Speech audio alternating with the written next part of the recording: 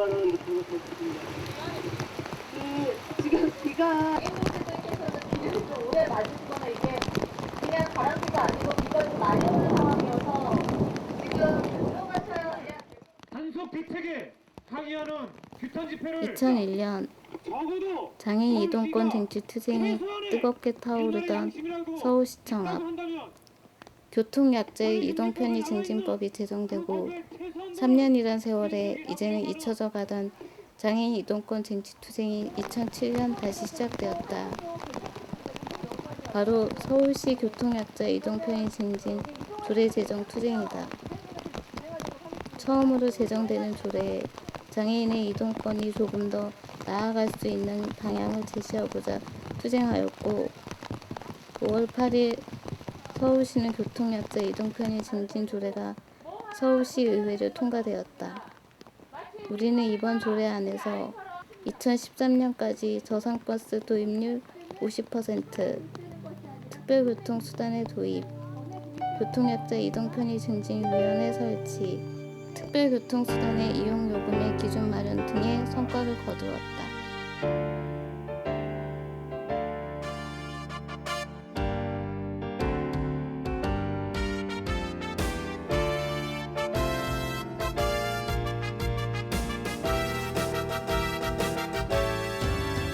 사별과 어감을 운명으로 참아온 동지여 기나긴 침묵의 역사를 깨뜨려나가세 인간답게 살아가기 위해 이끌고 승리하리라 장애해방의 첫 깃발이여 이동권 쟁취 투쟁이여 지하철 사방에 뚫리고 버스가 넘쳐나고 우리에게는 하나의 별 아무리 따로 없다네 투쟁으로 세상 열어가리라 이동 쟁취하리라 몸에 사슬을 묶어 물러서지 않겠다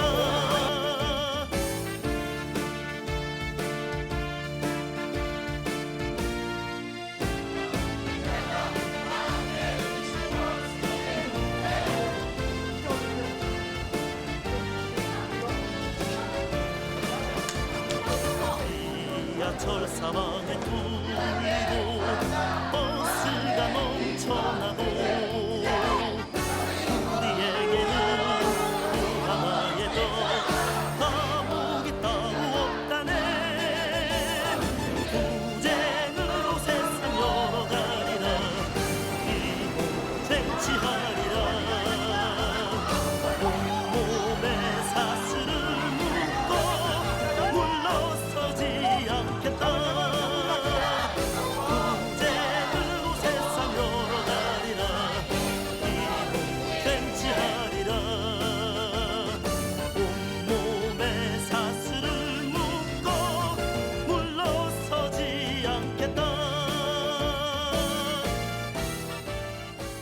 이동권 투쟁은 2001년도에 오이도역에서 장애인이 떨어져 사망하는 사고가 발생한 후에 그 다음에 이제 이 오이도역 대책위가 만들어져서 그 사고에 대한 이제 정부 책임, 특히 이제 구체적으로 철도청에 대한 책임들을 물어가면서 그래서 이제 이 지하철 철로를 증가하게 되고 그 철로를 증가한 후에 이제 이것이 이제 그냥 한번 뭐 그 죽음에 대한 사고에 대한 해결의 문제가 아니라 이동의 권리라는 아주 구조적인 문제들에 시민들의 대해서 반응이 장애인들이 나와서 그런 투쟁을 한다는 것 자체도 굉장히 신기한 장면이기도 했지만 또 하나는 이동권이란 말 자체가 가지는 굉장히 신기함이 있었다고 생각해요. 비장애인들은 이동권이란 말이 없죠. 이 이동권이란 말이 마치 장애인만의 것이냐 인식하기 시작한 것도 이동권 투쟁을 통해서인데요. 그만큼 장애인들이 그때만 해도 정말 밖에 나오려면 정말 이동할 수단이 아무것도 없었던 거죠. 그리고 비장애인들은 그냥 성장하며 밖에 나와서 지하철을 타거나 버스를 타거나 택시를 타거나 이동수단이 있지만 장애인은 그 휠체어를 사용하거나 또는 중증 장애를 가진 사람은 아예 집 밖을 나오는 것이 하나의 행사처럼 되어야만 했어요. 그러던 것이 2001년도, 2002년도 이런 사건이 나면서 장애인들이 이동할 권리를 달라. 그래서 이동권이라는 말이 이동권이라는 말이 나왔고 우리가 밖으로 나와 버스를 타고 지하철을 타는 것 자체가 일반 시민들에게는 충격이었다. 우리를 배제하고 우리의 존재를 잊고 있던 사회에 경종을 울렸다. 지금까지 우리를 집안에 가두고 장애인의 이동 문제를 그저 개인의 문제로만 내모는 이 사회에 시간을 멈추는 투쟁을 했다. 이 세상에 기죽지 마라.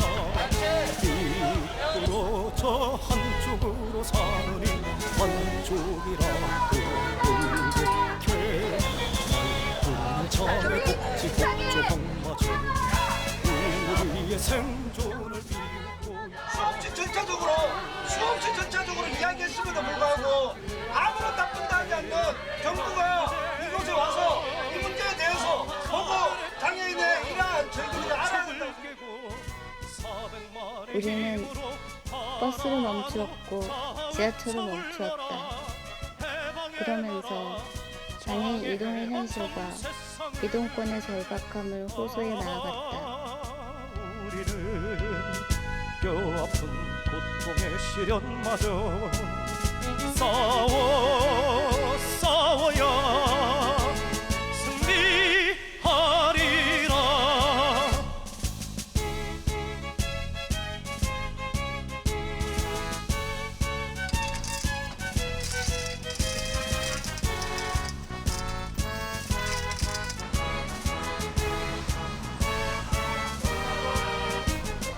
차별의 폭력 눈총을 깨고 400만의 힘으로 하나로 다 외쳐 불러라. 해방의 나라 장애 해방 전 세상을. 우리는 뼈아픈 고통의 시련마저 싸워야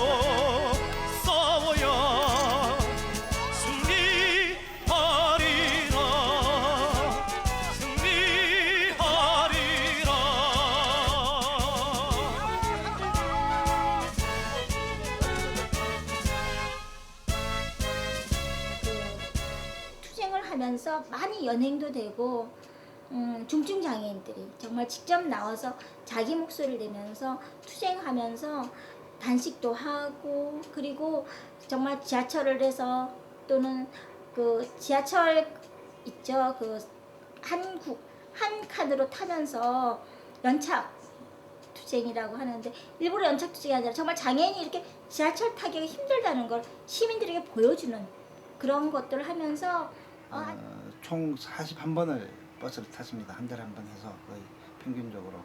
그러면서 이제 버스가 실질적으로 장애인이 휠체어 탄 장애인이 타지 못하는 이런 문제들을 좀 부각시키고 그리고 그 버스를 세워서 이제 장애인을 태워서 이렇게 불편한 부분들을 좀 시민들에게 알리기 위해서 매달 한 달에 한 번씩 버스 타기 투쟁을 했어요. 좀 받쳐주세요. 할 수 있죠? 뒤에서 좀 잘 받쳐.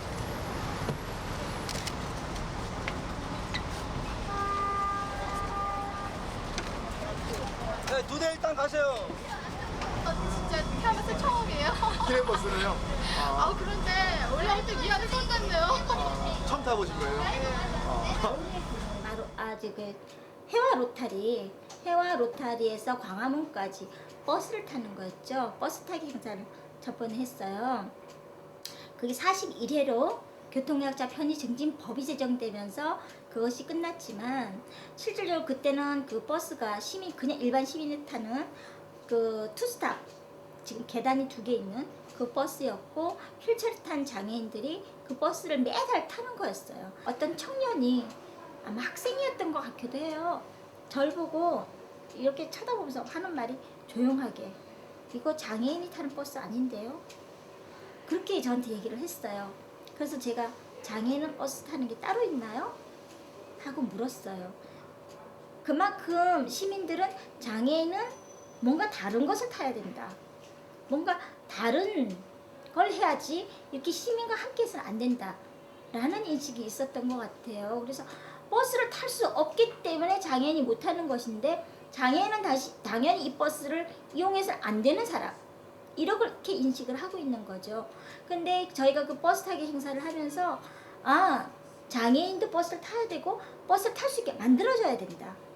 그래서 저상 버스가 있어야 된다. 그런 인식을 하기 시작한 거고요.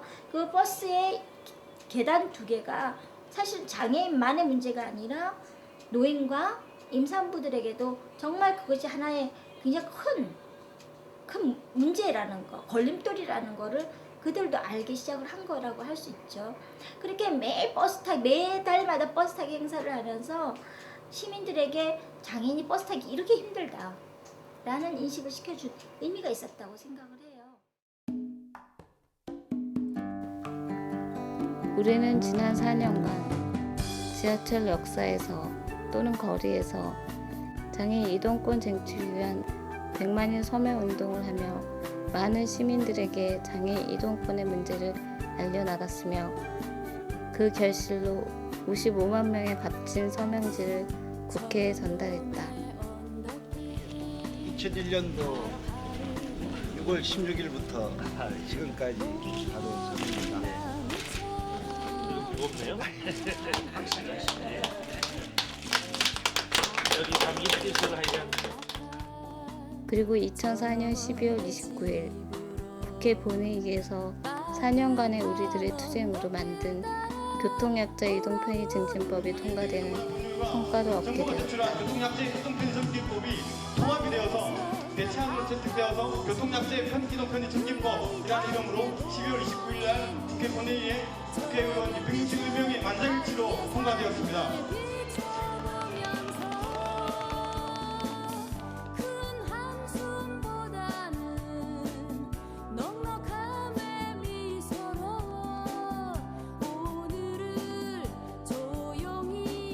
기억할 것이 많이 있는 것 같습니다.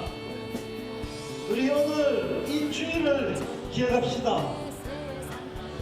그리고 아직도 우리가 여기 있다는 것들을 기억합시다.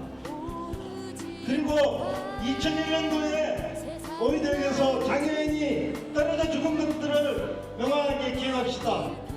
그리고 이 사회와 정부가 저장버스 도입이 불가능하다고 이야기했던 것들을 기억합시다. 하지만 우리는 바꾸었습니다. 안 그렇습니까? 불가능한 것들이 아니라 저것들이 돈 때문에 하기 싫어서 안 했던 것들을 우리는 바꾸어냈습니다. 저장버스를 의무화시킨 듯이 장애인 교육권 예산 확보했듯이 장애인 차별을 절표하는 투쟁에 동지들과 언제나 함께하고 싶습니다. 동지들을 기억하고 싶습니다. 그 투쟁이 언제나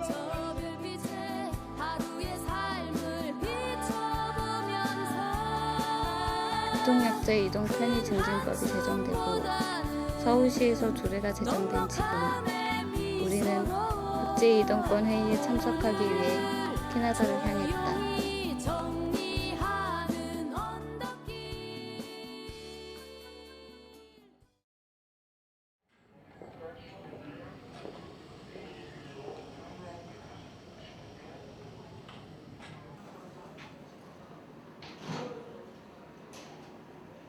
전동 휠체어를 가지고 이동한다면 정말 힘들구나 라고 생각했고요. 장애인이 장애인과 함께 이동하기가 정말 힘든 거구나 라는 생각을 했어요. 그 비행기라는 것이나 이런 이동 수단들이 얼마나 비장애 중심적인가를 절실히 느꼈던 것들이 그 조그만 휠체어에 앉아야 되고 안에 비행기 안에 통로를 통과하는 그 작은 휠체어에 앉아야 되고 거기서 또 사람이 옮겨줘야 되고.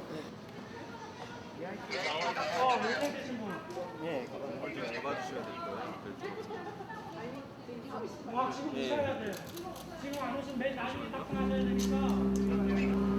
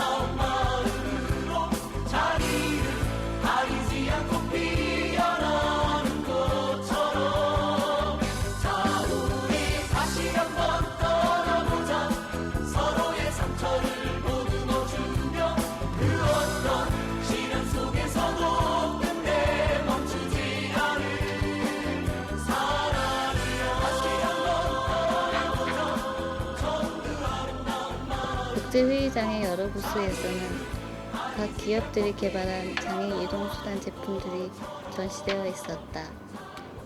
가장 눈에 띄는 것은 한국에서는 볼 수 없던 특수 자가용 차량이었다. 이 차량은 수동으로 경사 조절내려야 하지만 조수석 좌석을 분리할 수 있는 것은 우리나라의 장애인 콜택시나 특수장치 차량과는 차이가 있다.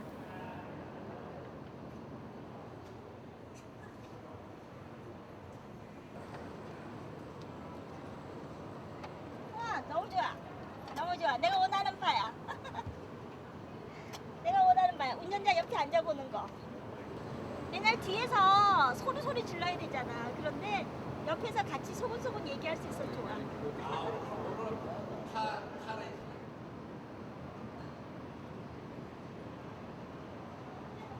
더 나아가 이 차량은 운전석 좌석도 분리할 수 있어 휠체어 이용 장애인이 직접 전동 휠체어에 탄 채로 운전을 할 수 있도록 되어 있다.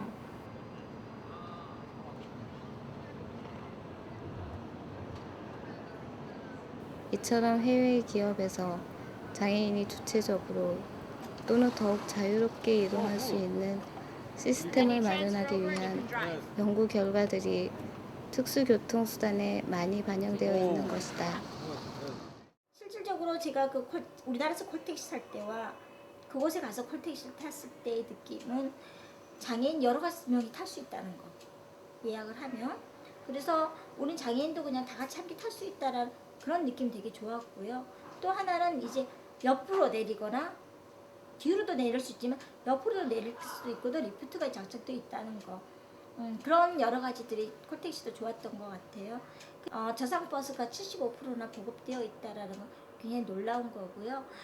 저상버스도 회사마다 조금씩 다른 것 같아요.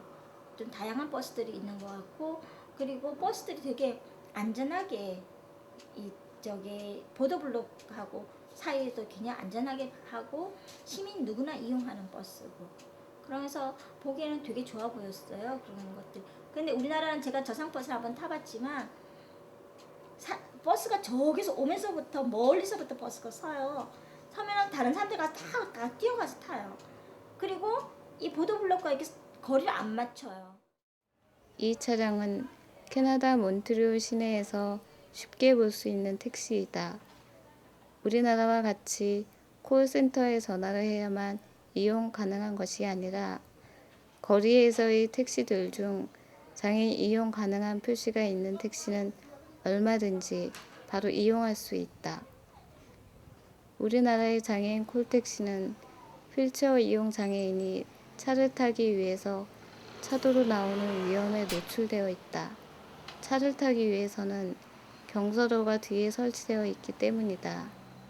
반면 캐나다에서 본 택시들은 경사로가 뒤에만 있는 것이 아닌 옆으로도 타고 내릴 수 있어 차도로 내려가지 않고 안전하게 인도에서 바로 탑승 가능한 시스템을 갖추고 있다.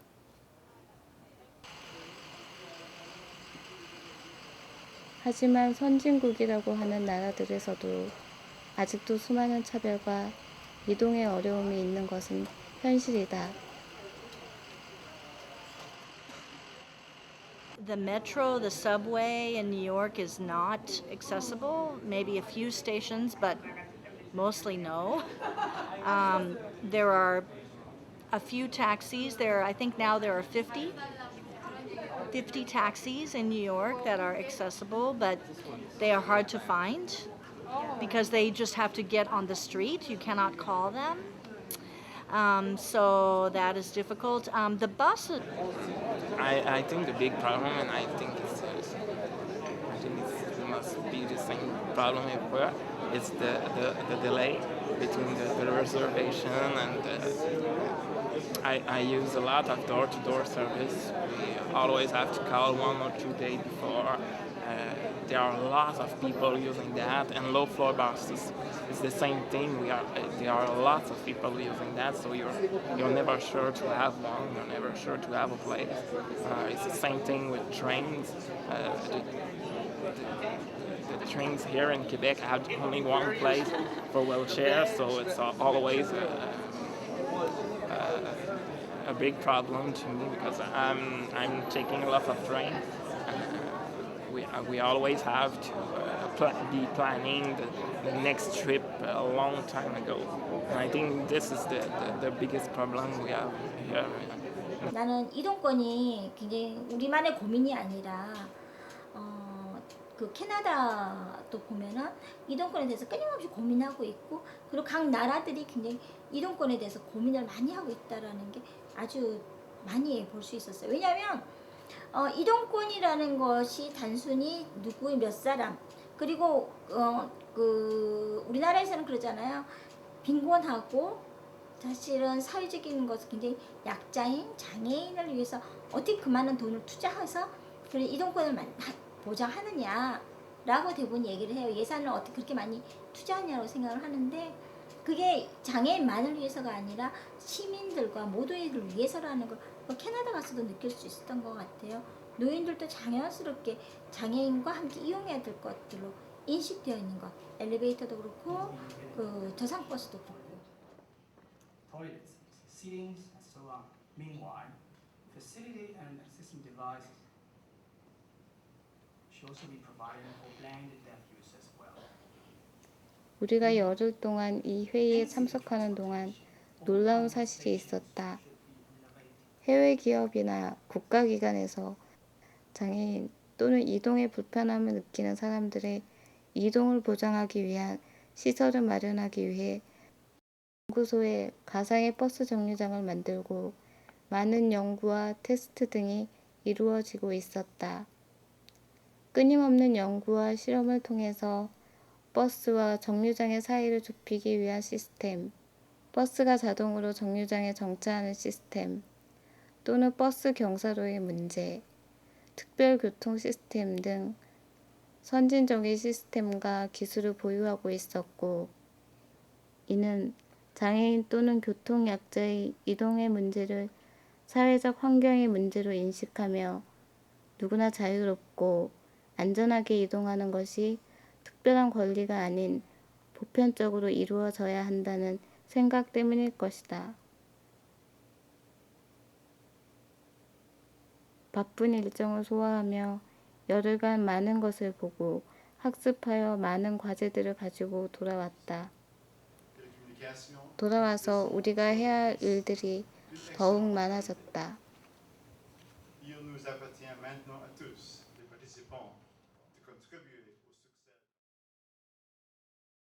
얼마 전에도 장애인의 교육에 대한 얘기를 했더니 요즘 교육 못 받는 장애인이 어딨냐고 그렇게 말한 사람들을 보면서 참 교육권을 보장을 위해서 그 부모님들이 단시 투쟁하고 지금도 투쟁을 거듭하고 있는 사람들이 있는데 저렇게 말이 나올 거라고 생각을 하는 게 있거든요. 근데 장애 이동권 투쟁이 이미 떼지난 투쟁이다라고 얘기하기 너무 어려운 것이 교통약자 편의 증진법이 2004년도에 만들어졌지만 조례 제정하지 않으면 그 법은 모법이라서 아무 소용 가치가 없어요. 법률이 제정됐다고 해서 모든 이동권이 보장되는 건 아니라는 거죠. 근데 여전히 지역에서는 엘리베이터를 타지 못하고 장애 쿨택시가 없고 한번 중증장애 나오려면 일주일에 예약을 해야지만 겨우 움직일 수 있는 장애 콜택시도 없고 장애인 단체 한두 대 리프트카 줘가지고 그 차 기다린다고 일주일, 2주일 예약하고 이렇게 움직이고 있는 장애인의 현실이 있다면 그렇기 때문에 그 지역에는 장애인들이 이동권 투쟁을 해야만 그 지역의 장애인들이 이동할 수 있는 이동권이 보장이 돼요. 그래서 각 지자체에서 조례 제정이 돼야 되는 거거든요. 근데 조례 제정 운동을 지금 해야 되고요. 이동권 조례 제정. 그런데 그것이 그 지자체가 원하는 대로 만들어지는 게 아니라 장애인이 편리한 방식으로 만들어야 되죠. 이제 이동권에 대한 문제가 단순하게 이제 이동의 권리들을 보장하는 문제를 떠나서 장애인과 비장애인이 만나는 공간의 문제라고 저는 생각하는 것이고, 그런 단절 장애인의 문제에서 가장 중요한 것은 단절의 문제라고 생각하고, 그 단절의 문제를 해결하는 문제이기 때문에 너무나 기초적인 이제 문제라고 저는 생각을 합니다. 그런 부분들에서 이동권의 문제가 이제 더 많이 이제 이후 이제 지방의 장애인들을 생각하며 좀 더 힘차게 이제 투쟁을 해서 조례 제정과 좀 실질적으로 강제할 수 있는 이런 체계들의 사회적 환경들을 만들어야 된다. 이동권 보장이 뭐냐라고 물으면 대단한 장애 해방의 커다란 그림이 아니라 바로 그냥 소박하게 내가 오늘 떠나고 싶을 때 마음대로 떠날 수 있는 거, 그리고 그것이 아주 자유로울 수 있는 거. 내가 제주도에 비행기 타고 내렸을 때 내가 타고 싶은 택시를 타고, 아니면은 장애인 특별교통수단을 이용해서 내가 가고 싶은 콘도로 가서 내가 막 받고 싶은 관광 여행을 하고 다시 서울로 돌아올 수 있는 것, 그것이 바로 이동권의 보장이라고 생각해요. 한국의 이동권 투쟁은 아직 끝나지 않았다. 아니, 전 세계 어디든 장애인이 자유롭게 안전하게 이동할 수 있는 곳이 있다고 할 수 있을까? 우리는 앞으로 더욱 힘차게 만들어 나가야 한다. 2001년을 시작으로 2004년 교통약자 이동편의증진법이 제정된 지금 대중교통수단이라고 이야기하는 버스를, 지하철을 이용하고 있는가? 버스 정류장에서 언제 올지 모르는 저상버스를 기다리며 다시 집으로 돌아오지 않는가? 외출을 하기 위해 준비하는 시간보다 장애인 콜택시를 기다리는 시간이 길어 외출을 포기하지 않는가? 이동권 쟁취 투쟁은 2004년 승리한 것이 아닌 우리의 첫 걸음이며 세상을 바꾸는 걸음으로 나아가야 할 것이다.